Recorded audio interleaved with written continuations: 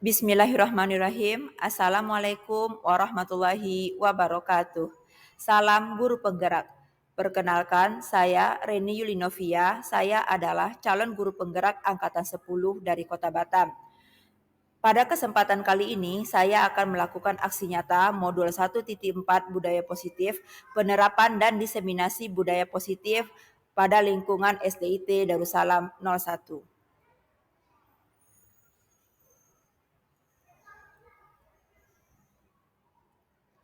Adapun rancangan tindakan aksi nyata yang saya lakukan adalah latar belakang aksi nyata. Filosofi pendidikan menurut Ki Hajar Dewantara adalah pendidikan yang berpusat pada siswa, di mana seorang guru berperan sebagai fasilitator, memberikan tempat menimba ilmu yang aman dan nyaman, sehingga dapat menuntun anak mewujudkan tujuan pendidikan yaitu selamat dan bahagia dengan sebaik-baiknya. Salah satu strategi untuk mendapatkan itu semua adalah dengan menerapkan budaya positif di sekolah ataupun di kelas. Penerapan budaya positif di sekolah bisa dimulai dengan membuat keyakinan kelas yang disepakati antara guru dan murid. Dengan disepakatinya keyakinan kelas, semua akan berupaya untuk melaksanakan keyakinan tersebut dengan sebaik-baiknya sebagai langkah awal penerapan budaya positif di sekolah. Adapun tujuan aksi nyata ini adalah yang pertama, mewujudkan merdeka belajar dengan bebas menyampaikan ide tentang keyakinan kelas. Yang kedua, menumbuhkan disiplin positif yang nantinya akan menjadi budaya positif di sekolah. Yang ketiga, membentuk karakter positif pada peserta didik melalui kebiasaan-kebiasaan positif dan keteladanan warga sekolah. Yang keempat, menumbuhkan motivasi intrinsik pada siswa terhadap penanaman nilai-nilai kebajikan. Tolak ukurnya adalah yang pertama, murid melaksanakan kesepakatan kelas bukan karena paksaan. Yang kedua, terjalin komunikasi yang aktif antara seluruh warga sekolah. Yang ketiga, seluruh warga sekolah menerapkan budaya positif. Yang keempat, terwujudnya lingkungan sekolah yang aman dan nyaman. Lini masa tindakan yang akan saya lakukan adalah yang pertama, memberikan penjelasan pada siswa tentang keyakinan kelas sebagai konsep inti dari budaya positif. Yang kedua, membentuk keyakinan kelas bersama siswa dengan sistematika yang tepat. Yang ketiga, bersama siswa menandatangani keyakinan kelas yang telah disepakati. Yang keempat, memasang keyakinan kelas di dinding kelas. Yang kelima, meminta izin dan konsultasi dengan kepala sekolah akan melakukan diseminasi tentang budaya positif di sekolah. Yang keenam, melakukan sosialisasi tentang budaya positif pada rekan sejawat. Yang selanjutnya adalah menerapkan budaya positif secara berkesinambungan. Berikut dokumentasi lini masa tindakan yang saya lakukan.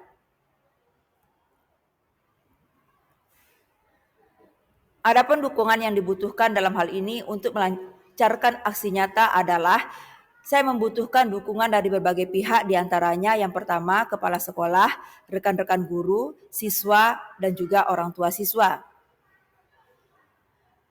Berikut pelaksanaan diseminasi budaya positif di lingkungan sekolah SDIT Darussalam 01 Batam. Selamat menyaksikan. Bismillahirrahmanirrahim. Terima kasih atas kehadiran Bapak dan Ibu. Sebelumnya izinkan saya untuk berpantun. Kelapangan pengembala keledai, bawa unta ke tengah gurun. Sebelum acara kita mulai, izinkan saya membawakan pantun. Ambil kayu untuk membuat meja. Kayu disatukan dengan paku. Sebelum presentasi dibuka, ucapkan salam terlebih dahulu. Assalamualaikum warahmatullahi wabarakatuh. Baik Bapak dan Ibu, terima kasih atas kehadiran di kelas ini. Terima kasih sudah meluangkan waktu untuk agenda kami pengibasan tentang budaya positif. Sebelum masuk ke presentasi, izinkan kami untuk memperkenalkan diri. Kami ada 6 orang CGP angkatan 10. Yang pertama ada Bu Reni, yang kedua ada Ibu Meini, yang ketiga ada Bu Himayatul Alia, yang keempat ada Bu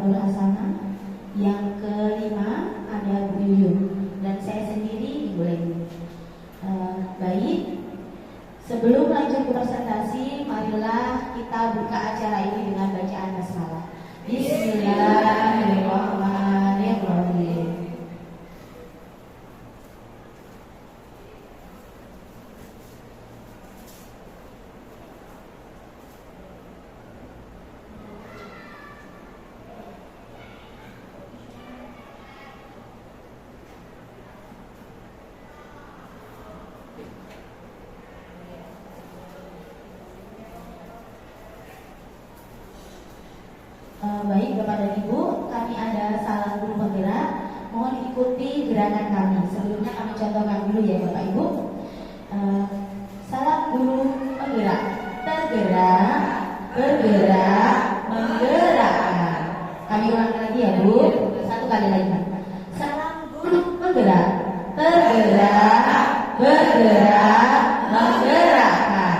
Oke, sekali lagi ya. Kita mulai lebih semangat ya Ibu.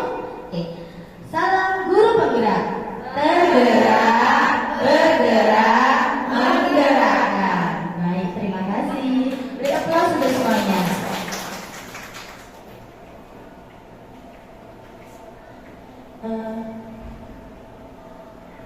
Baik Bapak dan Ibu, di samping kanan kiri Bapak dan Ibu ada teman di sampingnya. Silahkan melakukan relaksasi dengan memandang temannya dan tersenyum. Terkadang selama ini kita jarang untuk tersenyum, ya kan?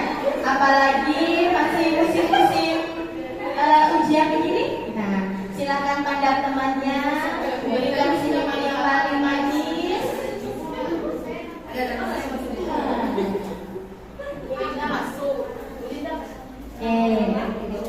Tiga bulan. Baik, terima kasih Bapak dan Ibu.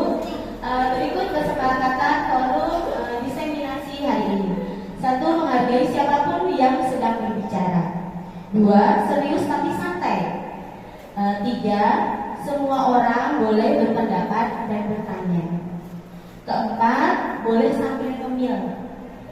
5. Mengikuti diseminasi dengan perasaan yang bahagia.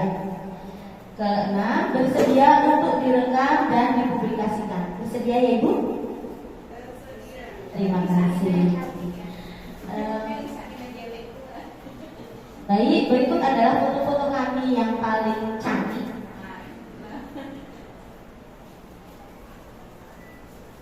Berikut. Baik Bapak dan Ibu, kita langsung ke pemateri yang pertama yang akan disampaikan oleh Ibu Deni. Waktu dan tempat kami persilahkan.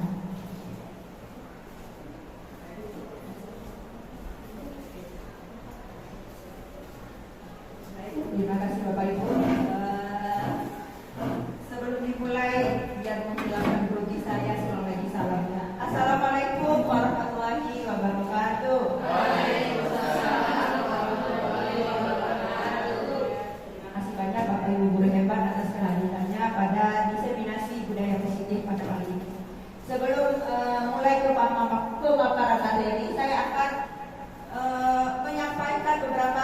mengajukan beberapa pertanyaan kepada Bapak Ibu. Nanti silakan Bapak Ibu jawab sesuai dengan keyakinan Bapak Ibu masing-masing.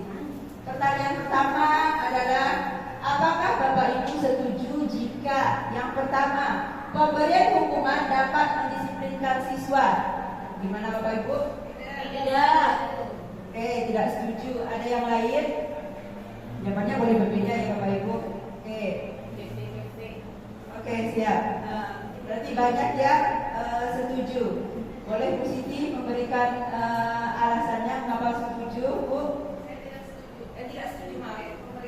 Saya mempunyai pendapat pemberian hukuman dengan mendisiplinkan siswa dengan cara memberikan hukuman tidak efektif karena pemberian hukuman itu lebih ke sementara. Sementara untuk kita mendisiplinkan siswa itu tujuannya agar mulai kebiasaan. Ya, kalau dengan hukuman hanya sementara saja. Terima kasih Bu Siti. Nah, tepuk tangan sudah Bu Siti. Itu ya Bapak Ibu. Pemberian hukuman dapat mendisiplinkan siswa. Saya jawab dengan besar bahwa tidak setuju. Untuk sementara jawabannya kita skip dulu ya Bapak Ibu. Lanjut ke pertanyaan nomor 2, yaitu pemberian hadiah dapat meningkatkan prestasi siswa. Setuju Bapak Ibu? Setuju. Oke, ada yang setuju pemberian hadiah dapat meningkatkan prestasi siswa. Setuju. Oke, jawaban sementara setuju ya. Nah, untuk selanjutnya, guru harus mampu memberikan solusi untuk setiap siswa yang bermasalah. Bagaimana menurut Bapak Ibu semuanya? Setuju. Setuju. Sepertinya kita sesuka semua, setuju semua. Ada yang tidak lagi? Ya, silahkan Bu Siti. Minta lagi alasan. Menurut masalah, tahap pertama itu kita tidak harus selalu memberikan solusi untuk siswa. Alangkah baiknya kita bertanya terlebih dahulu kepada siswa, kira-kira penyebabnya apa, lalu kita tanya solusi dari mereka itu sebetulnya seperti apa. Karena dengan cara begitu mereka akan lebih mengingat dan akan lebih bertanggung jawab.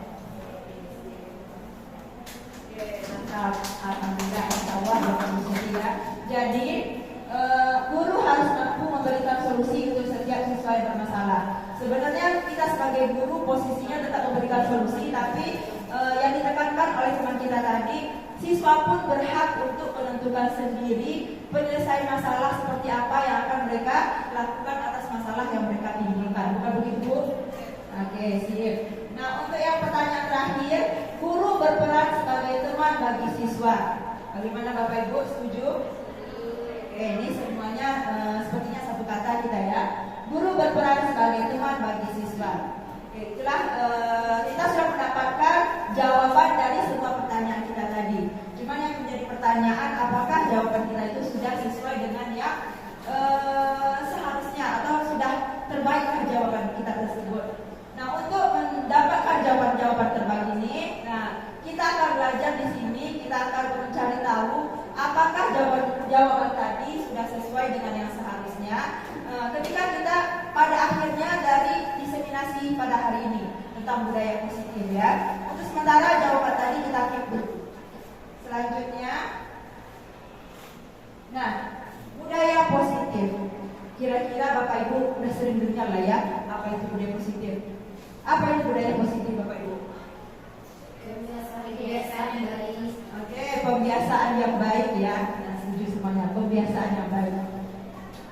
Budaya positif merupakan perwujudan dari nilai-nilai universal yang diterapkan di sekolah. Nah, nilai-nilai universal yang diterapkan di sekolah tentunya kita menerapkan nilai-nilai yang baik. Nah, contohnya seperti apa nilai baik itu? Salam. Nah ya, salam, sapa boleh. Nah, disiplin, nah senyum, sapa, kejujuran, nah simpati, empati, toleransi, ada banyak ya Bapak Ibu ya. Nah, seorang guru yang baik itu harus memiliki kemampuan untuk mewujudkan budaya positif di sekolah. Nah, budaya-budaya positif tersebut ada banyak tadi. Nah, pada hari ini yang poin yang akan kita bahas ada 6, yaitu yang pertama, disiplin positif sebagai motivasi. Yang kedua, perilaku manusia.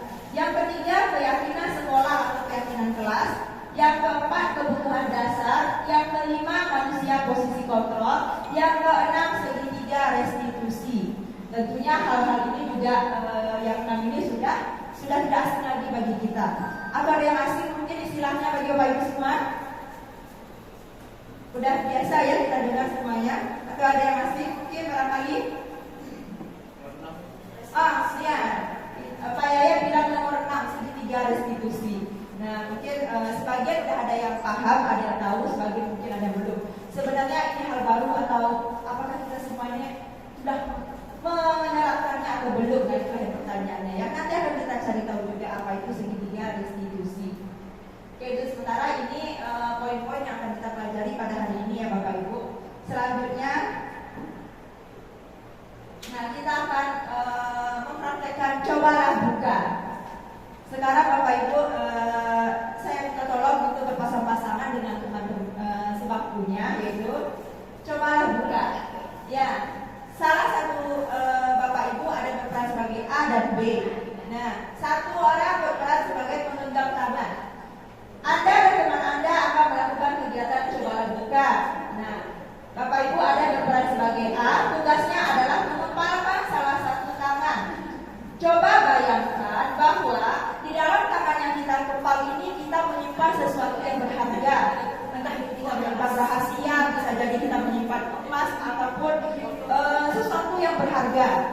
Nah, lalu kita akan berusaha sekuat tenaga menjaga kepala kita ini, melindunginya. Jangan sampai, oh ini nih barang berharga saya, jangan direbut, jangan tahu orang lain seperti itu.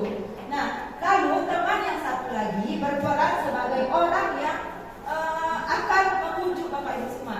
Berperan sebagai memujuk, boleh dengan ayo dong dibuka, nah seperti itu ya. Ada yang membujuk Boleh dengan cara membujuk, boleh dengan cara mungkin memaksa, nah boleh dengan cara mungkin menggoda, menggelitik, merayu, nah keluarkan rayuan mautnya, nah boleh seperti itu.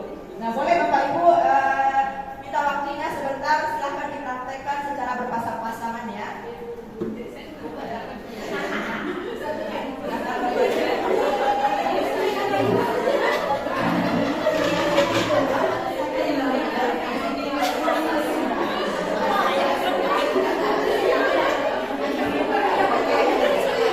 Baik, terima kasih Bapak Ibu semuanya. Jadi bagaimana pada akhirnya? Kalau bukan harta karun ini berhasil menjadi Bapak Ibu.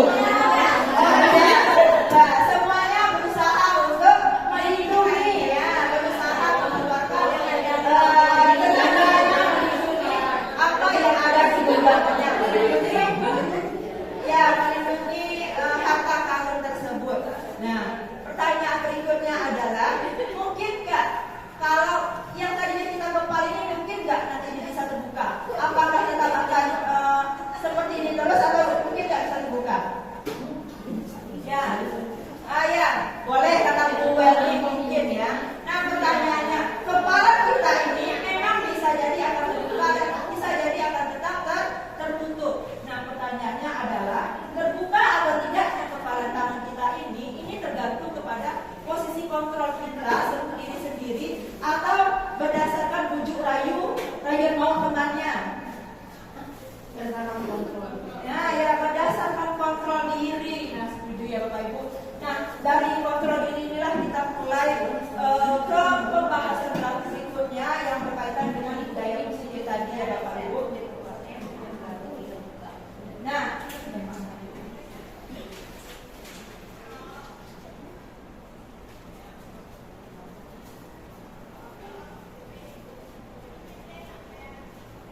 oke. Nah, di sini telah terjadi pergeseran paradigma teori kontrol ya.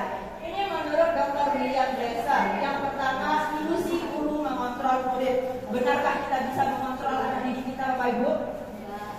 Nah, benarkah kita yang mengontrol anak didik kita?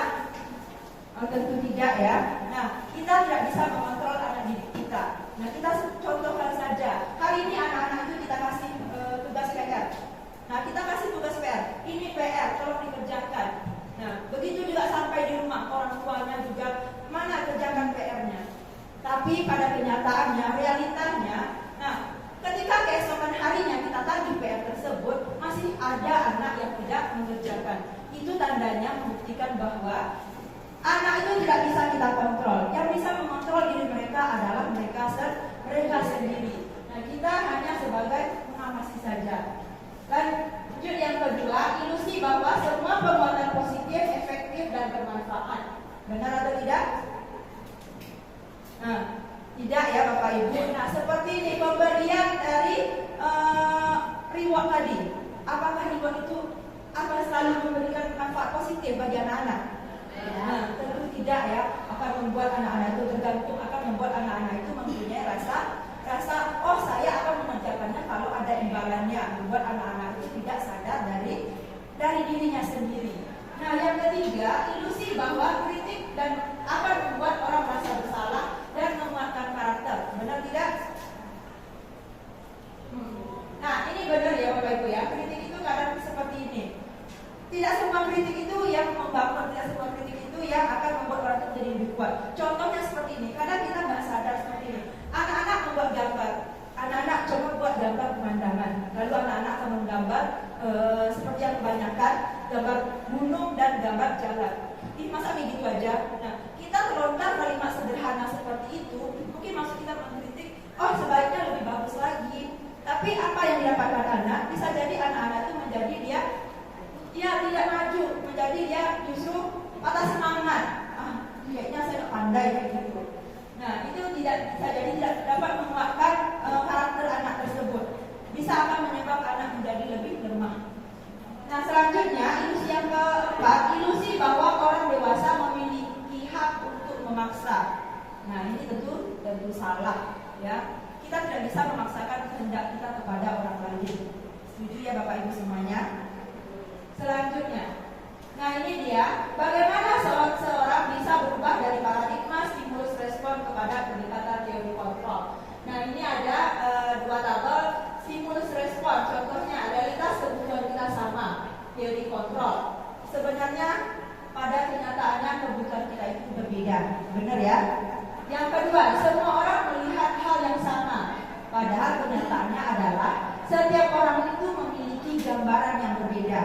Ya, walaupun benda yang kita lihat itu sama, tapi kalau kita melihat dan menilainya dari sudut pandang yang berbeda, maka penilaian kita tentu akan berbeda, tidak sama antara satu dengan yang lainnya.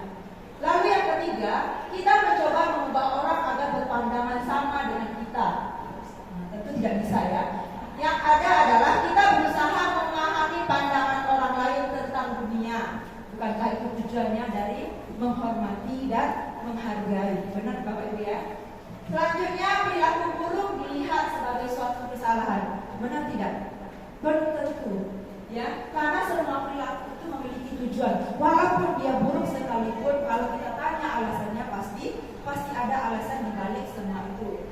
Lalu yang selanjutnya, orang lain bisa mengontrol saya. Nah, ini sudah pasti salah. Yang dapat mengontrol diri kita adalah kita sendiri. Kita yang mempunyai kekuasaan atas diri kita sendiri. Yang kita mengontrol tingkah laku kita, mengontrol cara berpikir kita. Nah, ini benar sekali Bapak Ibu ya.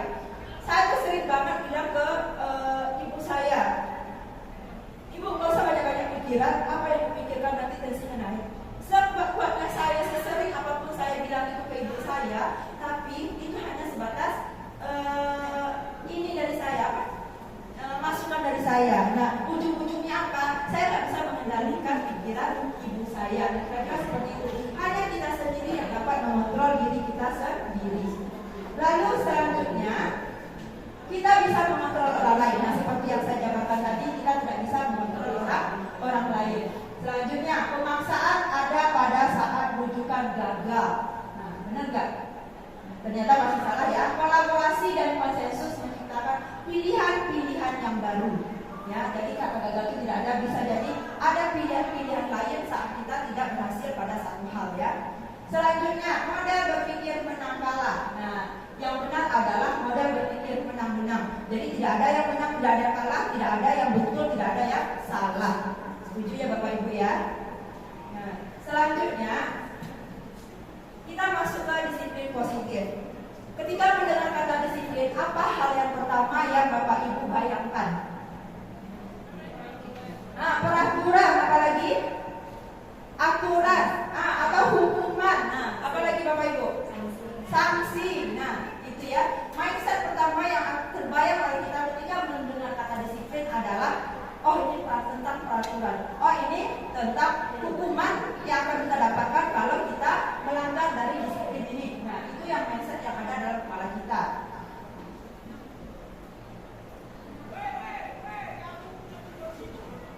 Nah, sebenarnya disiplin positif itu merupakan suatu cara penerapan disiplin yang mengajarkan anak bertanggung jawab dan menumbuhkan nilai dasar kebajikan. Nah, ini merupakan dasar untuk suksesnya seseorang. Kalau kita bisa disiplin pada diri sendiri, nah ini yang akan mengantarkan kita kepada kesuksesan. Benar tidak Bapak Ibu? Nah, kalau kita sendiri saja tidak bisa disiplin kepada diri sendiri, bagaimana nanti pekerjaan kita akan selesai pada tepat waktu. Nah, seperti itu. Jadi ini memang kunci dari kesuksesan tersebut. Selanjutnya, disiplin positif merupakan salah satu cara penerapan disiplin yang bertujuan untuk menumbuhkan kesadaran serta memberdayakan anak untuk melakukan sesuatu tanpa sogokan, ancaman maupun hukuman. Inilah yang akan kita praktekkan Bapak Ibu. Kita akan memotivasi anak-anak, kita akan menerapkan ke anak-anak bahwa semuanya itu berasal dari diri masing-masing. Kita akan menerapkan ke anak-anak kalau kalian melakukan ini bukan karena takut dihukum oleh ibu, bukan karena kalian itu akan mendapatkan sanksi jika tidak melakukannya. Sebenarnya kontrol diri, disiplin positif itu benar-benar berasal dari diri kita sendiri. Kitalah yang melakukannya, kitalah yang mengontrol diri kita sendiri tanpa perlu takut melakukan itu karena akan mendapatkan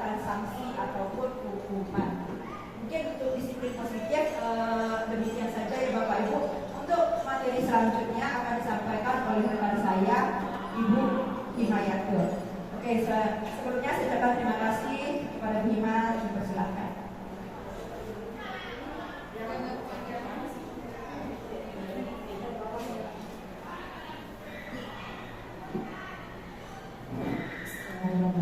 Assalamualaikum warahmatullahi wabarakatuh.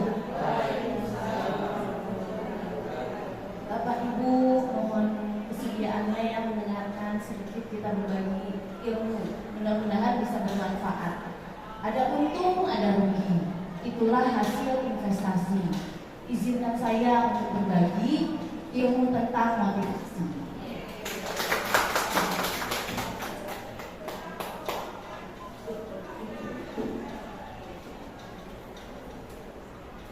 Berkaitan dengan disiplin positif nih, kita akan menumbuhkan motivasi dalam diri siswa agar dapat menerapkan disiplin positif.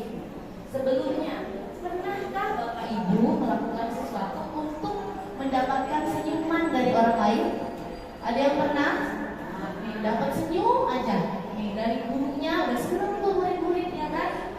Atau melakukan sesuatu untuk dapat hadiah. Bisa berupa uang, bisa juga berupa pujian dari orang lain. Ada yang pernah?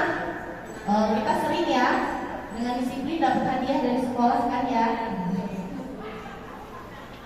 Oke, ternyata menurut Gian dosen dalam bukunya Restructuring School Discipline itu membagi 3 motivasi perilaku manusia. Nah, yang pertama yaitu untuk menghindari ketidaknyamanan atau hukuman. Yang kedua itu untuk mendapatkan imbalan penghargaan dari orang lain. Yang ketiga untuk menjadi orang yang mereka inginkan, ya, dan menghargai dirinya sendiri sesuai dengan nilai-nilai yang mereka percaya.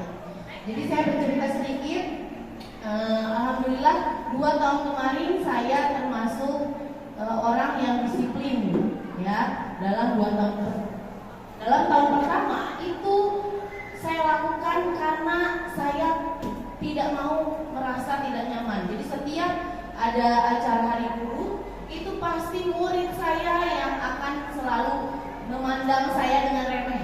Katanya, ibu aja nggak disiplin, ngapain nyuruh-nyuruh kami disiplin. Jadi saya bukan takut dengan omelan kepala sekolah, tidak, tentu saja, tapi karena omelan murid-murid saya itu yang memacu saya agar saya bisa disiplin, ya. Itu tahun pertama saya. Yang tahun kedua itu masih berlanjut. Nah, hingga beberapa bulan kemarin itu setelah saya ceklok, saya sampai di parkiran, ceklokan saya merah, saya terduduk dan saya menangis nih, saya curhat, saya menangis. Nah, saya langsung introspeksi. Ini kenapa ya? Perasaan saya itu selalu bangun sebelum subuh setiap hari. Tapi apa yang salah? Kenapa saya tetap ke sekolah terlambat? Nah, itu saya pikirkan. Dan terus saya pikirkan juga apa sebenarnya yang saya tangisi dan apa yang saya sedihkan. Nggak terjawab. Ternyata saya merasa hancur harga diri saya. Harga diri saya hancur karena saya memiliki nilai saya harus punya jadi teladan untuk murid-murid saya.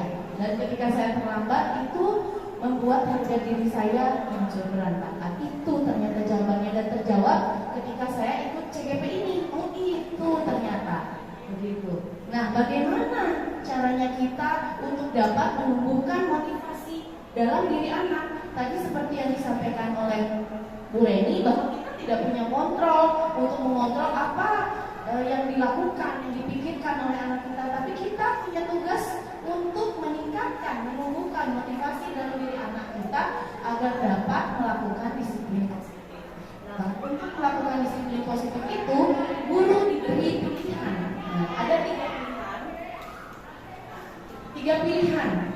Apakah guru itu akan memberikan hukuman, apakah konsekuensi, ataupun restitusi. Nah, restitusi itu sesuatu yang baru bagi saya karena saya pelajari di sini di CGP ini. Nah, untuk hukuman, ternyata hukuman itu malah membuat identitas gagal dari murid itu.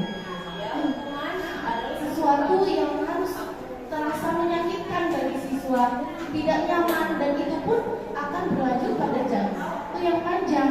Mungkin kita tidak sadari ketika kita menghukum anak, misalnya datang terlambat, berlari lari keliling kelas, atau dia memukul temannya, kita suruh dia berdiri di depan kelas, dia akan mengingat hukuman dari gurunya, bahkan sampai dia menjadi guru seperti saya, pernah dihukum. Saya ingat pernah dihukum apa, dan sampai saya menjadi guru saya ingat hukumannya. Nah itu jangka waktunya ternyata panjang. Jadi berhati-hatilah kita wahai guru, ya, ternyata apa yang kita lakukan, apa yang kita ucapkan berdampak sangat besar buat anak kita. Nah, ketidaknyamanan itu tadi saya sampaikan bahwa itu dalam jangka waktu yang panjang. Namun terkadang korban merasa dia mendapat keadilan, dia senang tuh kan. Ada temannya dipukul, temannya yang memukul dihukum ke depan, ya. Temannya yang merasa dipukul, dia bahagia melihat temannya dihukum, ya. Kemudian, nah tadi saya sampaikan bahwa murid akan tersakiti, ya. Nah untuk konsekuensi biasanya kalau hukuman itu guru yang memberikan, dan itu kadang tidak direncanakan oleh gurunya. Nah kalau konsekuensi itu ada kesepakatan antara guru dan murid. Misal ketika sebelum pembelajaran tahun ajaran baru membuat kesepakatan kelas bahwa jika dia melakukan ini maka konsekuensinya seperti ini, dan itu harus diterapkan. Mungkin kita sudah melakukannya, ya, bukan mungkin lagi, alhamdulillah kita sudah melakukannya, tapi ternyata ada pilihan yang lebih baik dari konsekuensi yang biasa kita lakukan, yaitu restitusi. Nanti sebelumnya untuk konsekuensi sesuatu harus terjadi, memang tidak nyaman, tapi dalam jangka waktu yang pendek, dan itu pun sudah diketahui oleh murid kita bahwa jika kita melakukan ini konsekuensinya ini, murid sudah tahu, maka dia dengan sadarnya akan melakukan itu. Kemudian restitusi. Restitusi itu proses menciptakan kondisi murid untuk memperbaiki kesalahannya. Jadi dia memikirkan alasan kenapa dia berbuat salah. Kemudian dia memikirkan bagaimana cara dia untuk memperbaiki kesalahannya itu, apa yang harus dia lakukan. Guru membantu agar siswa dapat memikirkan sampai sedetail itu. Nah, bagaimana terjadinya kalau itu murid kelas 1 atau kelas 2 yang bahkan dia saja tidak sadar kalau dia salah itu. Nah, itulah butuhnya bantuan guru untuk memberikan penjelasan dan memberikan pilihan. Mungkin, ya, kalau misalnya dia berbuat salah, diberikan pilihan. Misalnya memukul temannya. Nah, kira-kira anaknya diajak berdiskusi, memukul temannya, kira-kira itu sakit atau tidak? Nah, bagaimana jika ia dipukul? Nah, apa yang terjadi? Tengok dia menangis biru atau tidak, diajak untuk berempati dengan perasaan temannya. Nah, kemudian dipikirkan, diberikan pilihan, apa dong yang harus kita lakukan untuk memperbaiki kesalahannya. Nah, anaknya diminta untuk memikirkannya. Nah, itulah restitusi yang akan dijelaskan lebih lanjut oleh Bu Yuna. Ya, materi mengenai motivasi dari saya sudah selesai, akan dilanjutkan oleh Bu Leni tentang keyakinan kelas. Semoga apa yang saya sampaikan dapat bermanfaat. Terima kasih.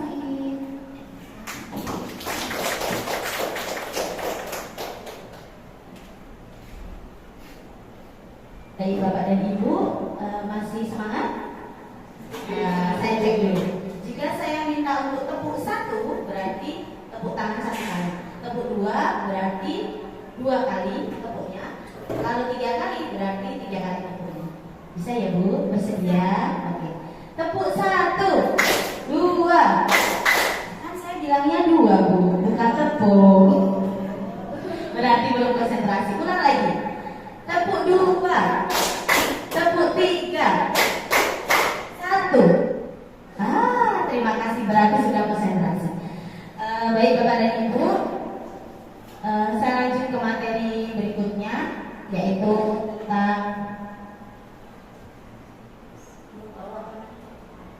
tentang keyakinan sekolah atau kelas. Ada yang tahu sebelumnya apa keyakinan sekolah atau kelas? Materi ini sebenarnya masih nyambung dengan materi yang disampaikan Bu Ima tadi, yaitu tentang Bu Ima tadi menyampaikan tentang hukuman.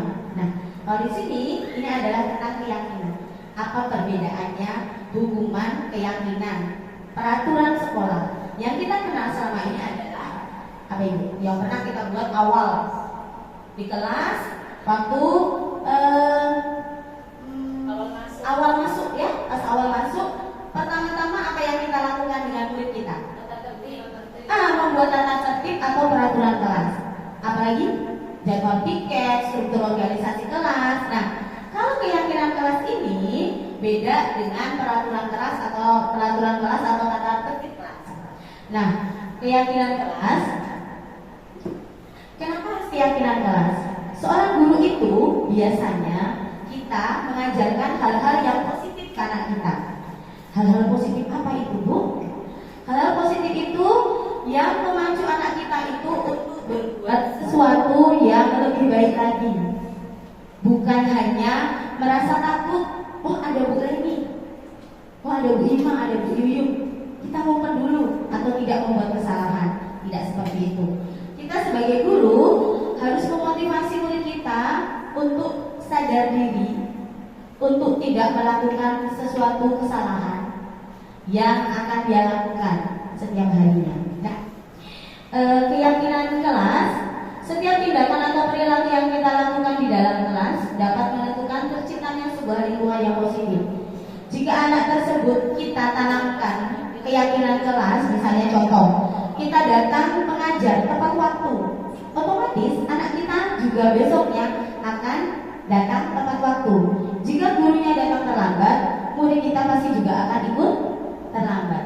Seperti tadi yang dibilang Bu Ima, beliau merasa sedih karena cekloknya merah. Nah, sama Bu, kalau kita mendisiplinkan anak, memberi contoh yang baik ke anak, anak kita juga akan melakukan hal sama. Contoh lagi, kita jalan ke kelas, ada sampah di depannya, kita ambil, ya, kita ambil. Besoknya di kelas lagi ada sampah lagi, kita ambil, kita buang di tempat sampah.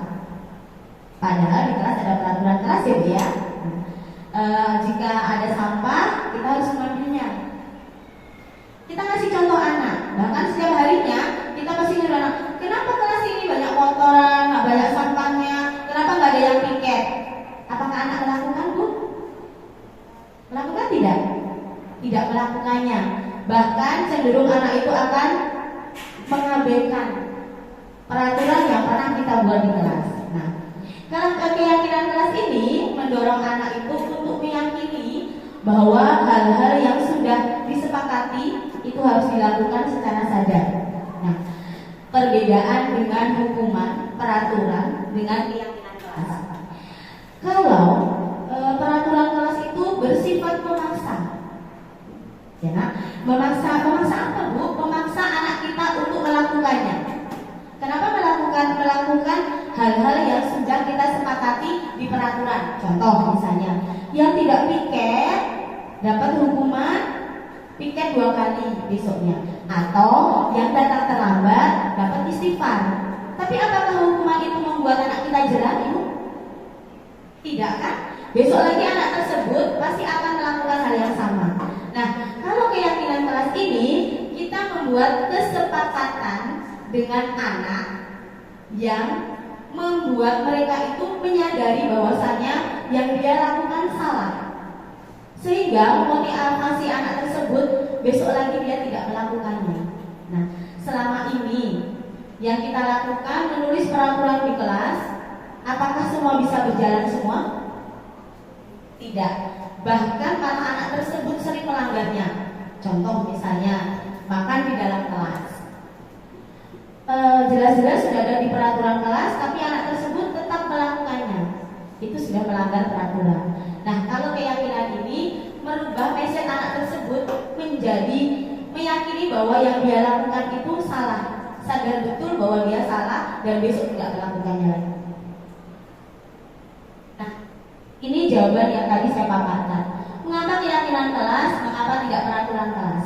Jawabannya adalah suatu keyakinan akan lebih memotivasi seseorang dari dalam atau memotivasi secara intrinsik. Jadi, kalau kita menanamkan keyakinan kelas ke anak tersebut, besoknya lagi dia tidak akan mengulanginya lagi. Bahkan anak tersebut tidak akan melakukan kesalahan yang sama. Keyakinan kelas ini dibuat atas dasar kesepakatan bersama. Kemarin saya sudah melakukan di kelas kesepakatan yang dibuat mereka sendiri. Otomatis tidak ada hukuman ya Bu. Kalau peraturan kelas di ujungnya pasti ada sanksinya. Tapi kalau keyakinan kelas tidak ada sanksinya.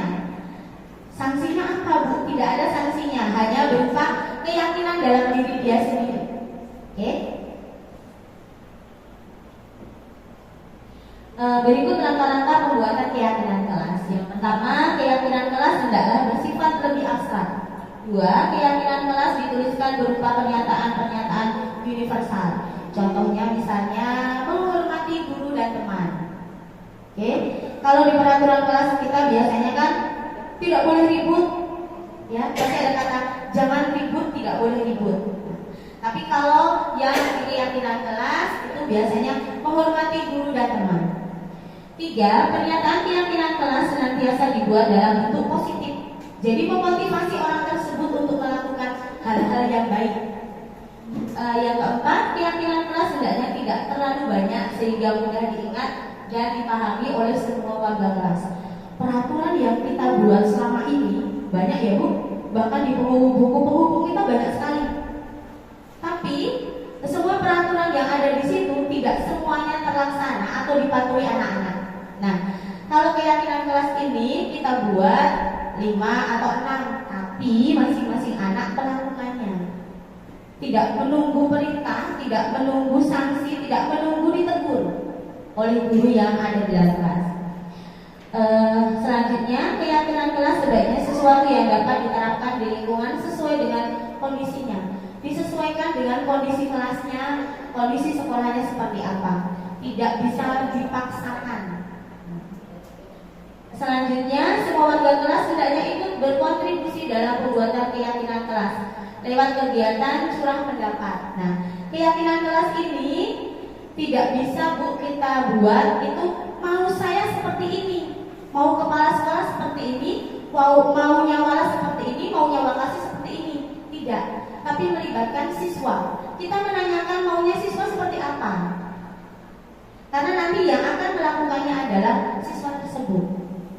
Lanjut, bersedia meninjau kembali keyakinan kelas dari waktu ke waktu. Nah, keyakinan kelas ini harus ditinjau ulang Bu, karena disesuaikan dengan kondisi. Tempatnya seperti apa, ada kendala tidak dilakukannya, itu harus direvisi ulang. Nah, berikut adalah beberapa contoh keyakinan kelas. Yang pertama di sini adalah bekerja sama menjaga kebersihan kelas. Kalau yang kita buat biasanya peraturan itu apa nak? Peraturan itu apa Bu? Yang kita buat di kelas? Tidak boleh membuang sampah sembarangan. Oke? Atau jangan membuang sampah di dalam kelas. Ada kata tidak dan ada kata jangan. Tapi kalau di sini ini dibuat bekerja sama menjaga kebersihan kelas. Jadi si anak diminta untuk saling menjaga kebersihan yang ada di kelas. Contoh berikutnya, menjaga dan meletakkan barang sesuai tempatnya. Jadi jika anak sudah selesai piket kelas, sapu dan semua peralatan diletakkan di tempatnya. Oke? Tepat waktu dan aktif di kelas. Nah, tepat waktu biasanya kalau kita menuliskan peraturan itu biasanya jangan datang terlambat atau tidak boleh datang terlambat. Kalau di sini kalimatnya adalah membuat anak ini termotivasi untuk melakukannya. Selanjutnya, saling peduli, menghargai dan membantu sama lain.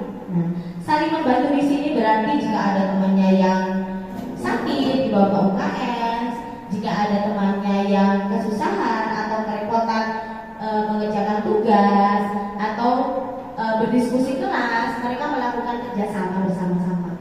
Intinya adalah keyakinan kelas ini sifatnya kesepakatan antara guru dengan siswanya dan tidak memaksa dan tidak ada hukumannya, mengajarkan tentang kesadaran diri yang harus dia lakukan.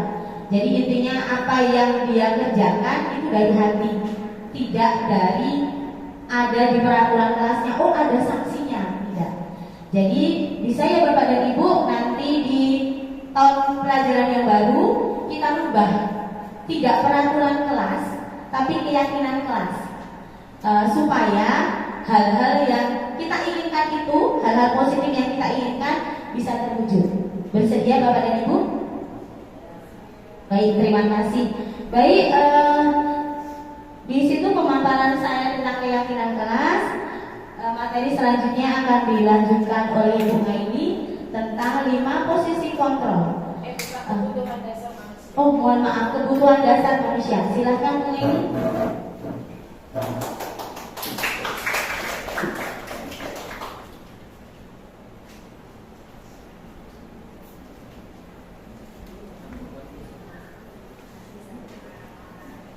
Terima kasih Bu Leni atas waktunya. Nyalain.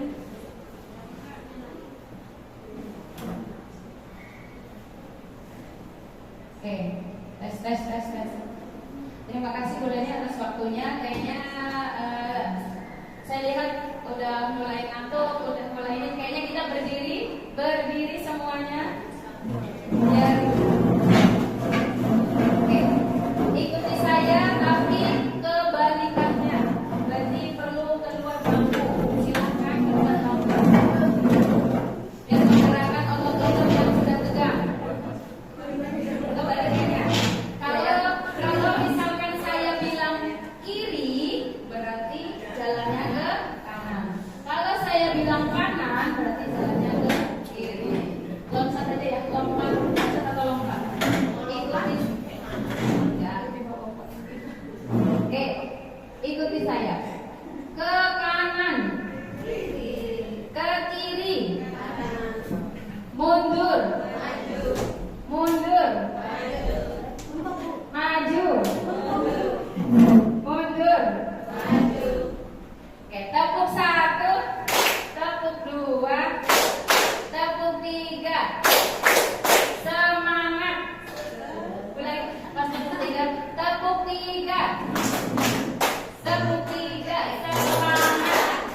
Oke, silakan duduk. Terima kasih.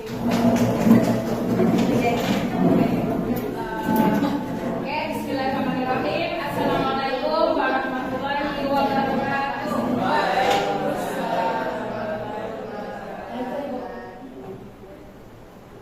Oke, tadi kita udah cek konsentrasi. Alhamdulillah udah bagus semua ya. Tadi saya lihat ada yang ngantuk, ada yang ini.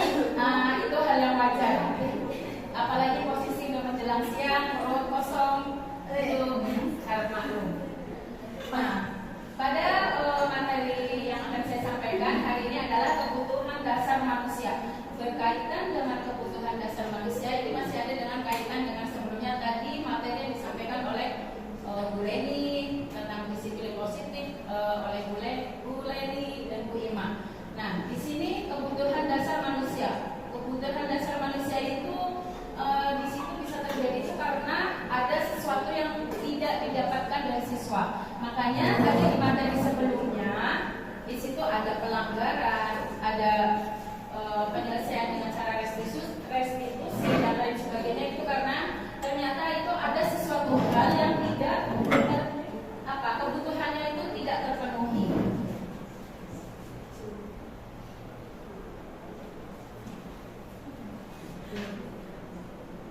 Nah, ini biasa terjadi di kelas. Ketika seorang murid melakukan sesuatu, perbuatan yang bertentangan dengan nilai-nilai kebajikan atau dengan disiplin sosial tadi ya, disiplin positif tadi, melanggar peraturan, hal tersebut karena ada yang gagal atau kebutuhan dasarnya tidak terpenuhi. Kebutuhan dasar apa? Banyak kebutuhan dasar yang dibutuhkan manusia. Ini salah satunya memang karena ada yang tidak terpenuhi. Tidak terpenuhinya itu karena di sini masih ya, kebutuhan dasar manusia merupakan unsur-unsur yang dibutuhkan oleh manusia dalam menjaga keseimbangan ya, baik secara fisiologis maupun psikologis.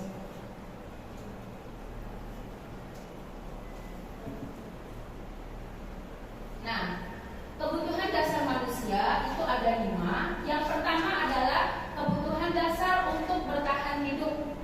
Yang kedua, kasih sayang dan rasa diterima. Yang ketiga, penguasaan. keempat kebebasan, kelima kesenangan.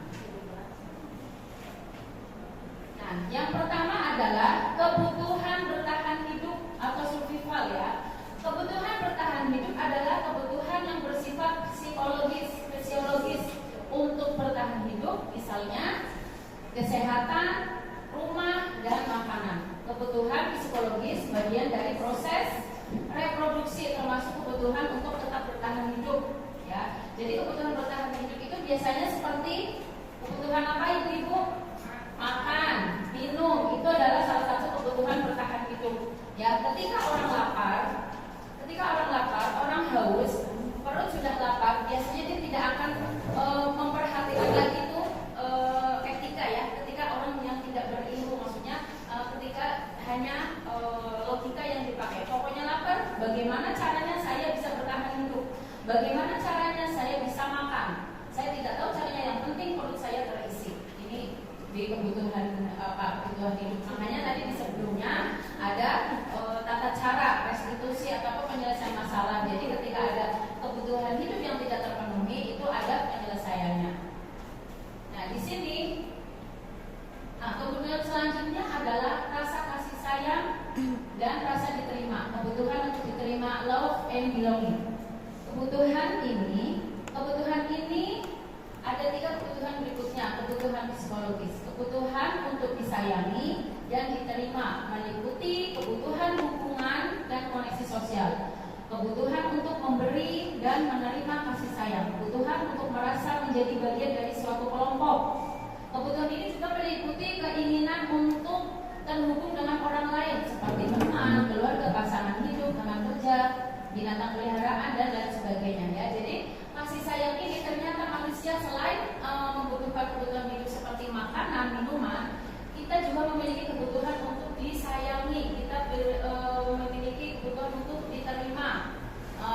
Saya mau dong disayangi, saya juga mau lah berteman dengan itu, saya juga mau dia berteman dengan si ini. Nah, jadi memang ini adalah hak dari kebutuhan manusia.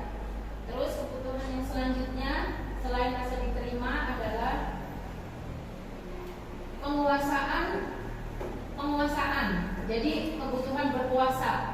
Jadi seperti kayak di negara kita ya, menjadi presiden, menjadi anggota DPR, menjadi apa, ternyata itu memang hak dasar manusia kebutuhannya. Jadi kebutuhan pengakuan atas kemampuan. Saya mampu loh. Jadi tidak ada orang yang mau merasa dirinya itu direndahkan. Jadi memang itu hak manusia, kebutuhan itu. Kebutuhan ini berhubungan dengan kekuatan untuk mencapai sesuatu, menjadi kompeten, menjadi terampil, diakui atas prestasi keterampilan kita, didengarkan dan memiliki rasa harga diri. Kebutuhan ini meliputi keinginan untuk dianggap berharga, bisa membuat perbedaan, bisa membuat pencapaian, kompeten, diakui, dihormati, meliputi self-esteem dan keinginan untuk meninggalkan pengaruh. Jadi kebutuhan penguasaan ini kalau kita libatkan dengan di kelas anak-anak itu biasanya dia ada anak yang tidak mau berteman, maksudnya tidak mau ditemani. Maksudnya di sini tidak mau ditemani dalam arti saya nggak mau sama itu karena dia seperti ini, misalnya seperti itu. Jadi penguasaan ini dia mau berkuasa di kelas. Ada saya contohkan di kelas yang paling sering itu saya nampak di kelas 2F. Di situ ada satu anak, memang dia apapun yang dia lakukan, masya Allah luar biasa ya. Apapun yang dia lakukan harus ya itu. Jadi apapun yang dia lakukan, dia suka-sukanya sendiri. Sebenarnya dia memang pengen dia berpuasa, pengen juga dia diakui. Saya juga mau loh berteman sama kamu, tapi teman-temannya tidak ada yang mau gitu. Sebenarnya dia pengen seperti itu berpuasa, tapi teman-temannya tidak ada yang tidak ada yang mau sama dia karena tingkah laku dia yang berlebihan seperti itu. Jadi teman-temannya merasa bosan, teman-temannya merasa kesel juga sama dia. Tapi dia sebenarnya pengen diakui, pengen berpuasa. Dan untuk kebutuhan yang selanjutnya adalah kebebasan akan pilihan. Kebutuhan untuk bebas akan kemandirian, otonomi, memiliki pilihan, mampu mengendalikan arah hidup seseorang. anak dengan kebutuhan kebebasan yang tinggi menginginkan pilihan mereka perlu banyak bergerak, suka mencoba, tidak terlalu terpengaruh orang lain, dan senang mencoba hal yang baru. Jadi ini kebutuhan pilihan ini biasanya anak itu nggak mau diam di kelas. Ada anak di kelas dibawain bekal sama orang tuanya, dibawain bekalnya dari rumah, dibawain nugget. Ternyata sampai sekolah karena dia pengen bebas, nggak suka dengan kebiasaan yang dibawakan orang tuanya, dia nengok, ternyata punya teman lebih enak. Ini temannya lebih bervariasi. Ambillah dia punya teman. Ngambil bekalnya punya teman. Akhirnya terjadi di kelas ribut. Nah, berarti di sini juga terjadi sesuatu kebutuhan yang tidak terpenuhi. Berarti orang tuanya mungkin monoton dalam membawakan bekal untuk anaknya. Jadi kita sebagai orang tua juga harus paham kebutuhan akan kebutuhan anak kita, baik di rumah maupun di sekolah. Terutama kita guru di sekolah, kita juga harus memahami kebutuhan mereka di kelas. Terutama kalau karena saya di kelas 2 ya, di kelas 2 saya amati dari kelas 2A sampai kelas F itu mayoritas kan sebagian besar mereka kinestetik ya, tipe belajarnya. Jadi mereka memang inginnya kebebasan. Jadi setiap ditanya, anak-anak, kita bikin kesepakatan belajar. Kita mau belajar dengan cara apa? Bermain. Ditanya lagi, ini kenapa? Bermain. Setiap kali masuk kelas jawabannya seperti itu. Jadi memang anak-anak butuh kebebasan, tidak terkekang materi, jadi perlu banyak bermain. Jadi ketika ada anak kelas yang ramai, bukan berarti guru tidak bisa mengondisikan siswa dalam kelasnya. Kita juga harus mengikuti, anak itu juga butuh bebas untuk mengekspresi dirinya. Jadi tidak monoton belajar terus seperti itu. Betul ya Bude? Jadi yang saya praktekkan setelah saya mengikuti CGP, memang sekarang saya lebih banyak bermain. Jadi kayaknya untuk menyampaikan materi paling 15 menit teman. Jadi terus yang selanjutnya adalah ini kesenangan, kebutuhan kesenangan. Jadi anak-anak ini mencari kesenangan, bermain, tertawa. Bayangkan hidup tanpa kenikmatan apapun, betapa menyedihkannya. Glaser menghubungkan kebutuhan dan kesenangan dengan belajar. Semua hewan dengan intelijensi tinggi seperti anjing, lumba-lumba, primata, dan lain sebagainya, mereka juga butuh kesenangan ya, bermain. Saat bermain, mereka mempelajari keterampilan hidup. Manusia itu berbeda dengan binatang, tapi intinya kita manusia kita terapkan di kelas. Anak-anak juga butuh kesenangan, tidak monoton hanya dengan belajar. Untuk materi selanjutnya mungkin ini dari saya tentang kebutuhan dasar manusia, dan lebih jelasnya nanti kita, karena waktunya terbatas, bisa kita lanjutkan di luar waktu ini. Kita lanjutkan dengan materi selanjutnya, yaitu materi tentang posisi kontrol yang akan disampaikan oleh Bu Nur Hasanah Kame. Padanya kami persilakan. Terima kasih Bu Neni.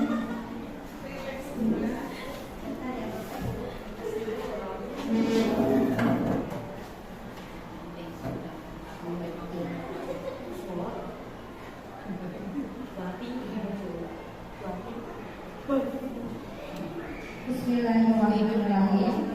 Bapak Ibu, berdirinya saya di sini bukan karena saya lebih baik dari Bapak Ibu semua, tapi kita sama-sama belajar. Masih semangat Bapak Ibu? Semangatnya panjang, mulai semangat. Kalau mulai semangat kita coba ice breaking dulu ya.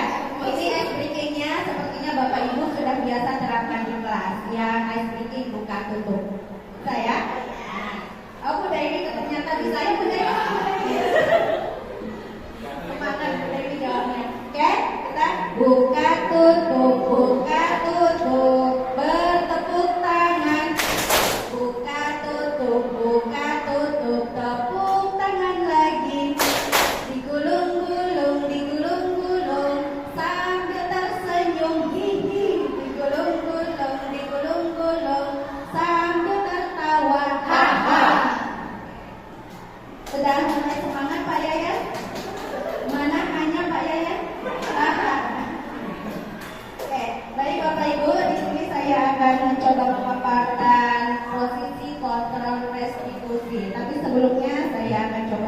dulu. Mudah-mudahan nyambung. Kekondangan memakai kebaya motif. Sampai di sana disuguhin minuman es cendol.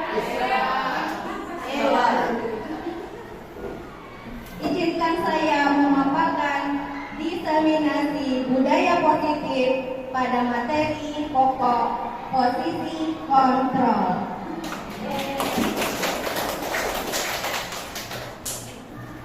Baik Bapak Ibu, Diana Gosren dalam bukunya Restitusi Disiplin Sekolah itu ada menyatakan bahwa kita sebagai guru perlu meninjau kembali penerapan disiplin kita di kelas, karena mungkin selama ini pembelajaran kita itu kita belum tahu apakah itu sudah efektif, sudah memerdekakan murid, sudah berpusat pada murid, atau sudah mengajarkan murid untuk mandiri.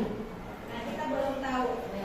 Setelah saya sebelum CGPI juga belum sadar kalau posisi saya selama sebelum CGP itu ternyata ada salah dan ada benarnya juga. Nah, di sini kita akan coba mempelajari posisi kontrol restitusi. Posisi kontrol itu ada 5. Yang pertama itu guru sebagai penghukum. Yang kedua, guru sebagai pembuat merasa bersalah. Kemudian guru sebagai teman, guru sebagai pemantau, dan guru sebagai manajer. Dari 5 posisi ini, saya sering melakukan yang kedua, guru sebagai pembuat merasa bersalah. Seperti apa itu? Saya merasa sudah melakukan yang terbaik untuk anak, bersikap lembut, tapi ternyata itu salah. Oke, seperti apa? Kita lanjutkan. Oke, yang pertama, guru sebagai penghukum, di mana guru dalam menjalankan posisi ini senantiasa mengatakan bahwa sekolah memerlukan sistem atau alat yang dapat menekan murid-murid lebih dalam lagi. Ketika murid melanggar, maka guru akan memberikan hukuman, baik hukuman secara psikis ataupun secara fisik. Nah, ini biasanya guru penghukum ini di sini menggunakan kata-kata yang kasar, kata-kata yang galak lah istilahnya. Kemudian juga itu kadang terlontar kata-kata mengatai. Misalnya saja seorang anak, kita sebut saja namanya Adi. Si Adi ini terlambat datang ke sekolah. Sebagai guru penghukum itu tidak akan bertanya alasan ini, tapi bertanya kenapa sih kamu itu terlambat terus. Jadi sudah mengejas anak itu, kamu terus yang terlambat, seperti itu. Ternyata itu adalah posisi menghukum. Nah, dampak yang akan terjadi pada anak yang kita hukum, mungkin saat kita marahin itu dia kelihatan diam saja, tidak membalas apa-apa. Tapi sebenarnya anak itu sudah memberontak, sudah menjadikan dia sebagai pendendam. Bisa saja saat istirahat si Adi ini bisa mengerjai gurunya.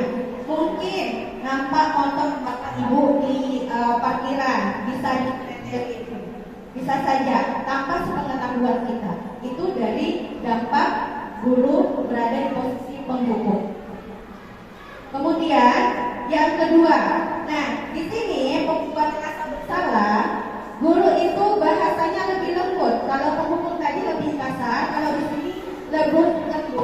Namun guru menciptakan suasana tidak nyaman bagi siswa sehingga murid selalu merasa bersalah. Contohnya seperti Adi yang terlambat tadi.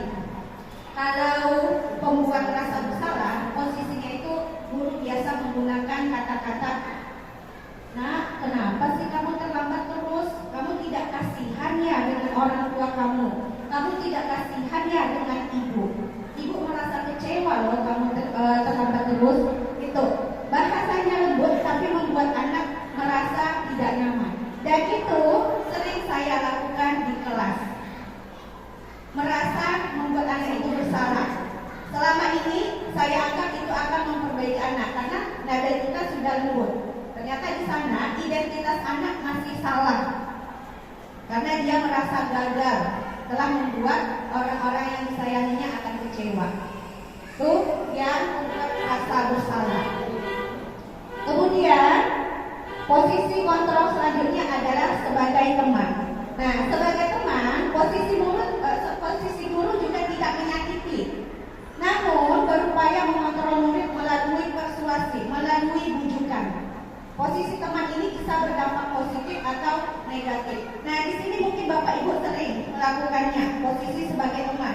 Jadi ada teman ini positifnya kita merasa anak itu akan bahagia karena kita menjalin hubungan akrab dengan anak.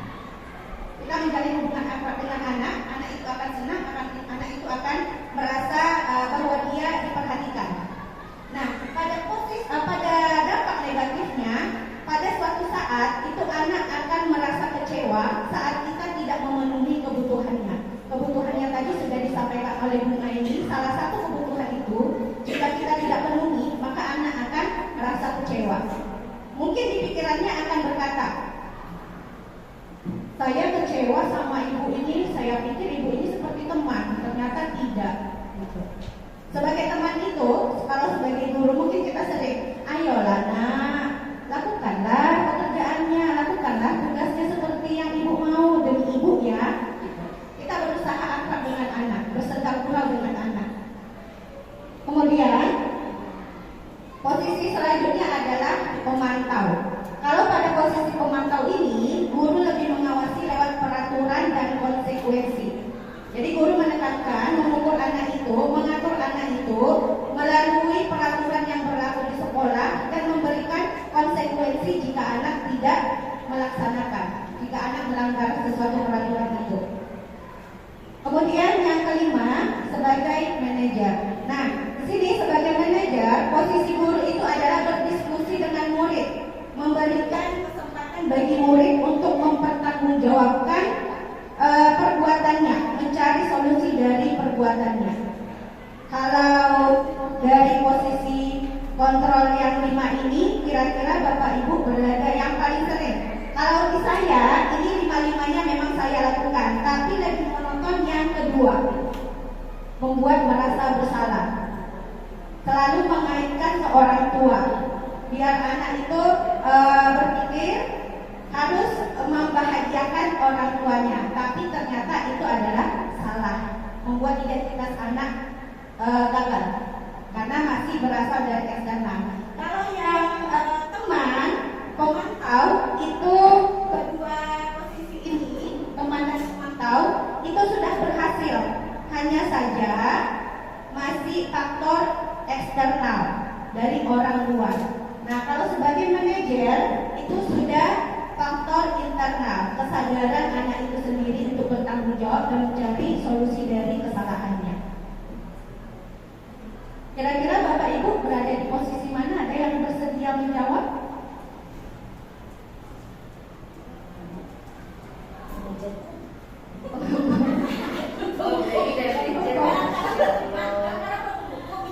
Kadang-kadang sudah teman, kadang-kadang sudah mendukung. Jadi 5 ini pernah saya dilakukan ya. Baik Bapak Ibu, kita lanjutkan. Ini ada beberapa potongan video tentang posisi kontrol ini, tapi saya pilih satu aja dulu. Saya berharap Bapak Ibu berpartisipasi dalam menentukan di posisi apa nanti guru ini.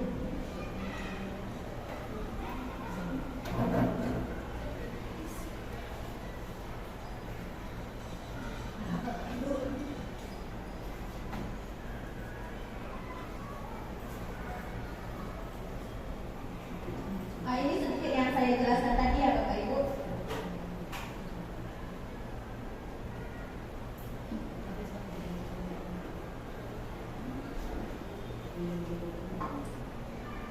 Maaf ada ini kesalahan teknis. Responnya udah merasa lelah kayaknya.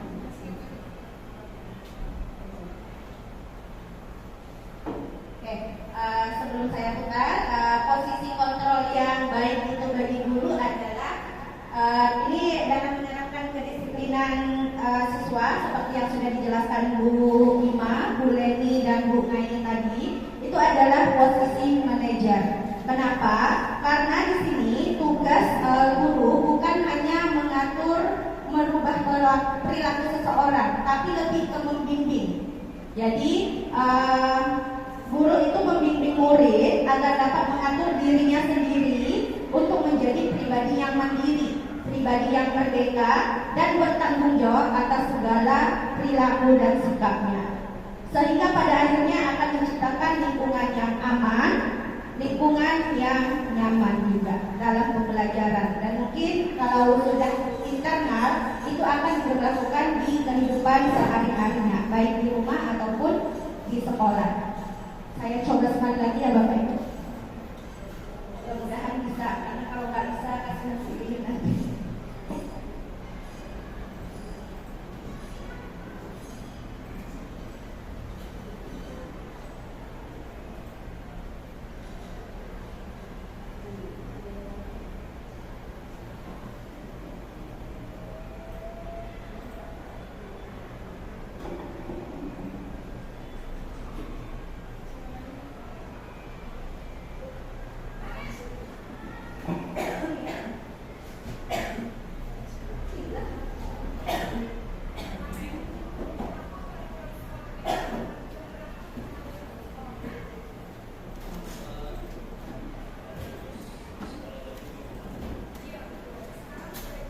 Di bawah puluh.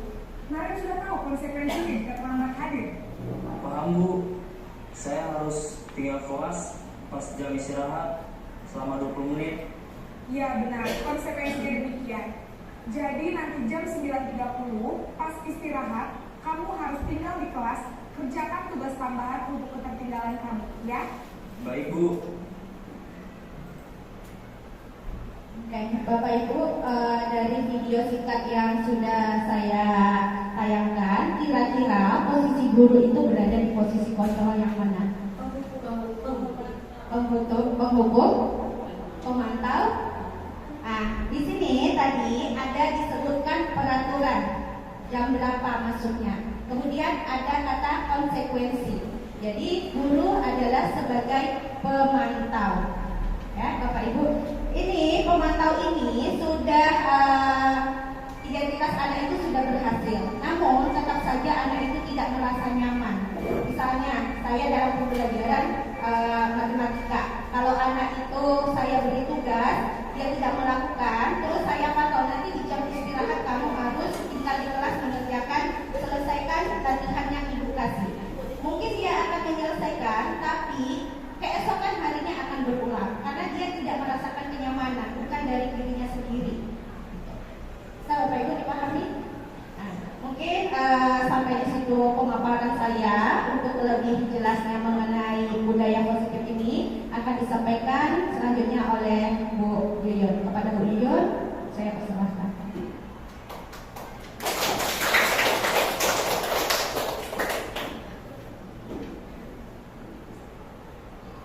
Oke, bismillahirrahmanirrahim. Masih semangat Bapak Ibu? Iya. Insya Allah ini di sesi terakhir untuk cek semangatnya. Coba saya tes dulu. Tepuk semangat.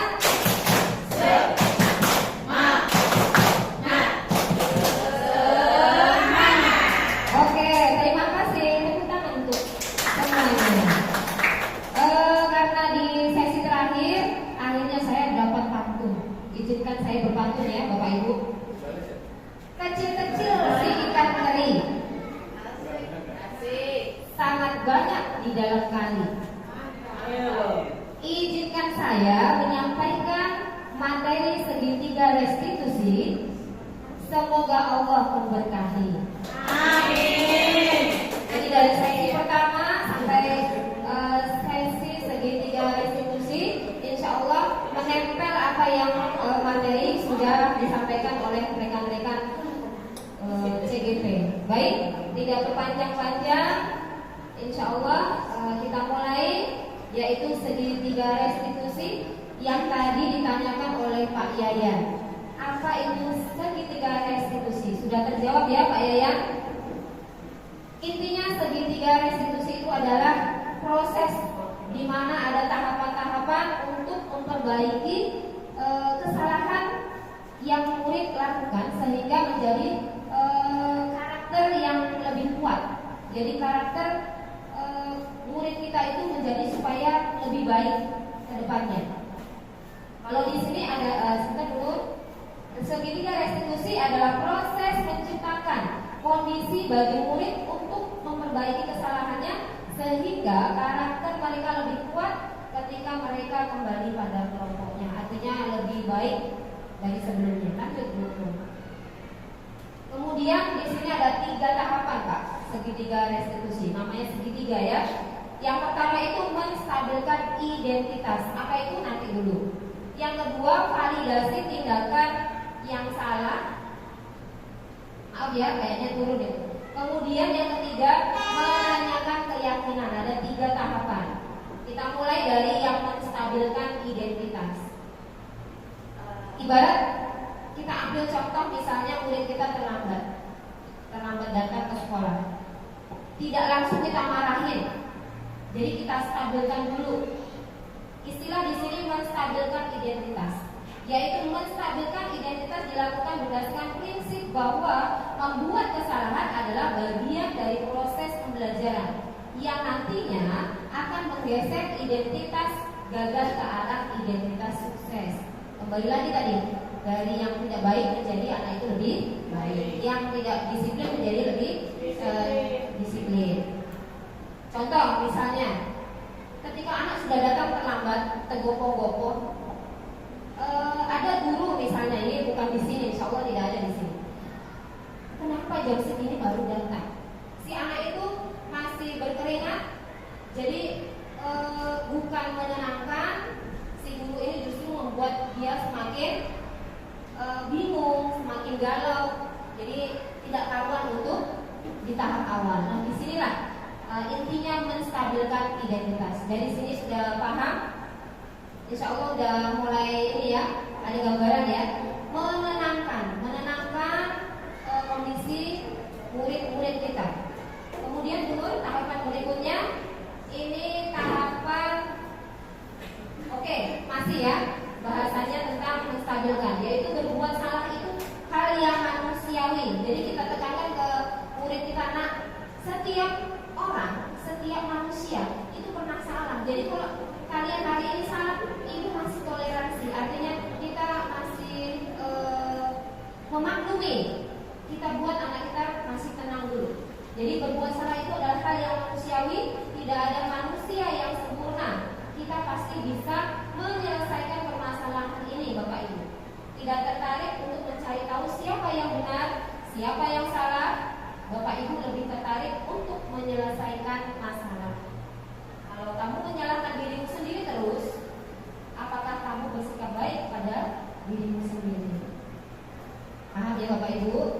Lanjut dulu. Nah kemudian tahap berikutnya, tahap yang kedua adalah validasi tindakan yang salah. Jadi di dalam validasi tindakan yang salah dilakukan berdasarkan prinsip bahwa setiap perilaku berupaya memenuhi suatu kebutuhan tertentu, sehingga guru atau orang tua akan bergeser dari pemikiran stimulus respon menjadi proaktif, serta akan lebih mengenali dan mengakui kebutuhan murid atau anak. Jadi di sini boleh dilanjutkan dulu biar selesai apa teorinya. Nih, kamu pasti punya alasan. Lebih kenanya kita di posisi ini. Kata-kata kamu pasti punya alasan, nak, mengapa kamu melakukannya. Ketika dia terlambat tadi, bukan berarti kamu sudah terlambat, berarti kamu salah. Tidak, kita berikan kesempatan bagi si anak untuk mengungkapkan pendapatnya. Kamu pasti punya alasan mengapa kamu melakukannya. Apa yang penting bagi kamu? Itu kata-kata yang ada di validasi tindakan yang salah. Kamu boleh tetap berusaha menjaga sikap itu, atau tapi tambahkan sikap yang lain, yang baru. Atau maukah kamu belajar cara lain untuk mendapat yang kamu butuhkan tanpa harus memukul. Ini mungkin ketika kasusnya memukul ya, pemukulan di kelas. Tadi saya ketika terlambat datang. Jadi kita kasih kesempatan kepada si anak untuk melakukan apa ya, pembelaan. Kalau yang sudah kemarin saya lakukan, anak itu terlambat karena apa? Mungkin Bu, saya diantar paling terakhir. Kami 3 bersaudara dengan sekolah yang berbeda, akhirnya saya yang paling terakhir di Darussalam. Karena Darussalam macet, ibu saya mengalah, jadi terakhirlah saya di Darussalam. Nah seperti itulah, kita cari tahu dulu apa alasan dia terlambat. Lanjut dulu. Kemudian ini yang tahap ketiga, menanyakan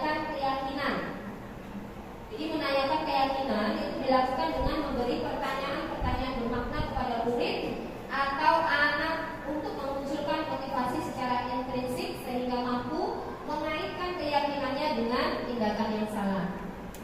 Masih ada dulu materinya? Oke. Ini di sini ada beberapa pertanyaan. Apa nilai yang kita percaya di sekolah kita? Nilai-nilai apa yang telah kita sepakati? Kelas yang ideal itu seperti apa sih? Kamu ingin jadi anak seperti apa?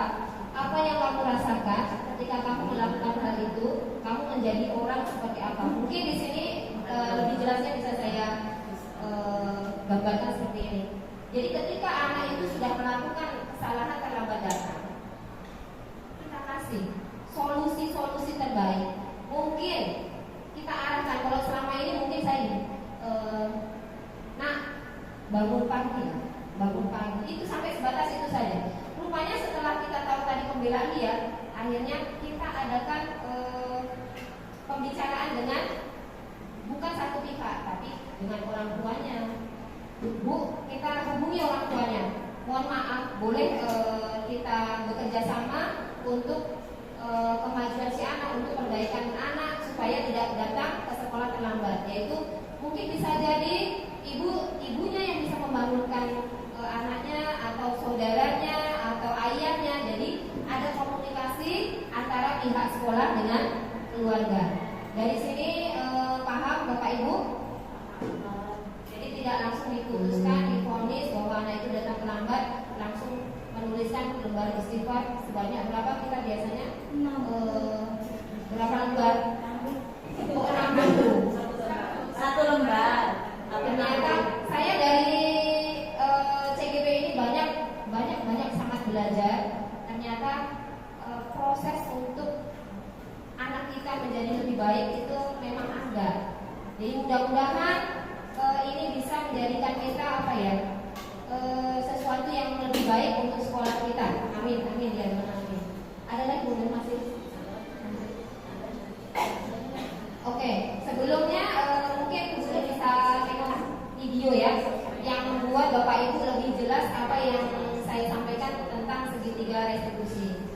Mohon izin jika video ini mungkin tidak sesuai dengan harapan Bapak Ibu. Mudah-mudahan bisa dibuka ya Bu Nur tentang segitiga restitusi. Selamat pagi Bu. Selamat pagi Naren. Maaf Bu, saya terlambat. Iya, sekolah masuknya jam 7, sekarang sudah jam 7.20. Jadi sekarang bagaimana ini Naren? Maaf Bu, saya lupa setel alarm saya semalam. Baiklah, menurut kamu, keyakinan sekolah yang mana yang perlu kamu tingkatkan? Menghargai diri sendiri dan orang lain mungkin ya Bu. Setuju. Jadi, apakah Naren meyakini prinsip saling menghormati tersebut? Iya Bu, saya meyakininya. Apakah Naren bersedia memperbaiki masalah keterlambatan ini? Bersedia Bu. Bagaimana kamu akan memperbaiki masalah keterlambatan ini? Saya akan coba untuk tidak lupa menyetel alarm saya Bu. Baik, kalau Naren lupa menyetel alarm di rumah, ada orang yang kira-kira bisa bantu mengingatkan tidak? Ada Bu, kakak saya, Kak Emma. Ada lagi selain Kak Emma? Selain Kak Emma, ada ibu saya. Baik, jadi yang mengingatkan Naren adalah Kak Emma dan ibu kamu ya? Kira-kira akan mulai setel alarm kapan nih Naren? Setelah pulang sekolah, akan segera saya lakukan. Baik, jadi Naren akan setel alarm untuk bangun besok pagi dan akan diingatkan oleh kakak dan ibunda Naren ya. Ada lagi yang mungkin perlu dilakukan Naren agar tidak terlambat bangun lagi? Tidak ada Bu. Baik Naren, terima kasih untuk kerjasama kamu. Sekarang kamu perlu kembali ke kelas untuk belajar. Baik Bu. Mungkin Bapak Ibu lebih paham ya. Jadi di sini itu masih berkaitan dengan yang disampaikan dari posisi 5 kontrol ya Bu, bahwasanya kita harusnya berada di posisi manajer. Seperti itulah gambaran posisi manajer, memberikan solusi ke anak, dan anak ketika melakukan kesalahan itu akan sadar dengan kesadaran sendiri. Jadi membuat keyakinan sendiri, bukan kita yang membuat peraturan. Itulah satu paket kita hari ini yang sudah disampaikan oleh teman-teman saya. teman-teman hebat saya, yaitu yang pertama tadi disiplin positif, motivasi, kemudian perilaku manusia, yang ketiga keyakinan sekolah atau keyakinan kelas, yang keempat kebutuhan dasar, yang kelima manusia posisi kontrol, dan ketiga restitusi. Jadi sebagai seorang guru yang baik harus memiliki kemampuan dalam mewujudkan budaya positif di sekolah. Budaya positif dapat dijalankan dengan menerapkan konsep dari ke-6 yang telah kita pelajari. Baik Bapak Ibu, mudah-mudahan hal ini memberikan dampak yang cukup luar biasa buat sekolah kita. Bukan hanya teori, semoga yang berada di sini bisa mengimbaskan kepada teman-teman kita yang lain untuk menjadikan sekolah kita sekolah yang lebih baik. Amin. Terima kasih. Demikian semoga pemaparan dari kami dapat menginspirasi. Akhir kata, semoga kita tergerak, lekas bergerak, dan mari menggerakkan. Baik Bapak Ibu, mohon maaf apabila dari kami berenam dalam menyampaikan ada silap, baik lisan maupun perbuatan. Dalam kesempatan ini mohon maaf sebesar-besarnya. Saya tutup. Wassalamualaikum warahmatullahi wabarakatuh. Salam guru penggerak. Bergerak, menggerakkan. Kayaknya kurang semangat ya, sekali lagi. Berdiri Bu, yang ibu CGP berdiri. Yang lainnya juga nggak apa-apa. Berdiri kita semuanya. Yang CGP ke depan maksudnya. Oke, berdiri. Ini doa, jadi semoga semuanya itu. Oke. Salam guru penggerak. Bergerak, menggerakkan. Kayaknya ada yang salah kalau tidak. Tergerak, bergerak, menggerakkan. Tergerak, bergerak, menggerakkan. Tergerak dulu ya. Oke, kita mulai. Salam guru penggerak. Bergerak, menggerakkan. Tepuk tangan buat kita semua. Terima kasih. Terima kasih guru. Mohon maaf minta waktunya. Ini CGP-nya. Assalamualaikum warahmatullahi wabarakatuh.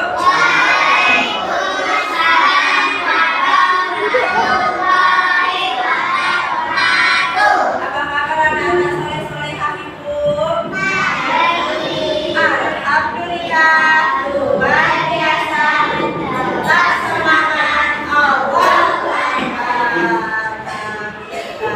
Kita jumpa lagi sama Jenny ya hari ini. Seperti yang udah Ibu sampaikan kemarin, hari ini kita akan membuat kesepakatan kelas. Mau tidak? Udah tahu belum apa itu kesepakatan kelas? Belum? Oke. Sudah tahu Bu. Nah, ini coba anak ibu perhatikan dulu ya. Kesepakatan kelas itu latar belakangnya adalah langkah awal yang untuk membangun budaya positif di kelas. Kesepakatan kelas dibuat oleh kita semua bersama antara guru dan murid yang akan sama-sama kita kesepakati kedepannya. Oke, kesepakatan kelas dapat membantu kalian para murid ibu untuk mengembangkan rasa tanggung jawab kalian. Oke, kesepakatan kelas itu berarti antara kesepakatan kita antara anak-anak ibu dengan ibu. Oke. Nah, selanjutnya ada tujuan kita membuat kesepakatan kelas adalah membangun kesepakatan kelas yang disepakati bersama oleh guru dan murid. Yang kedua, meningkatkan pemahaman murid tentang pentingnya kesepakatan kelas. Dan yang ketiga,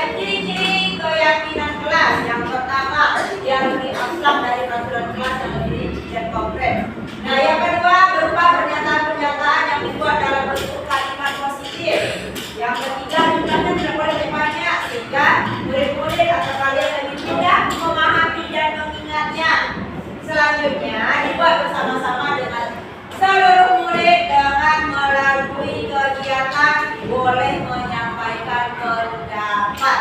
Oke. Nah, selanjutnya Ibu akan berikan contoh keyakinan kelas. Yang pertama, kami saling menghormati dan menghargai satu sama lain. Yang kedua, kami selalu berusaha untuk menjadi yang terbaik.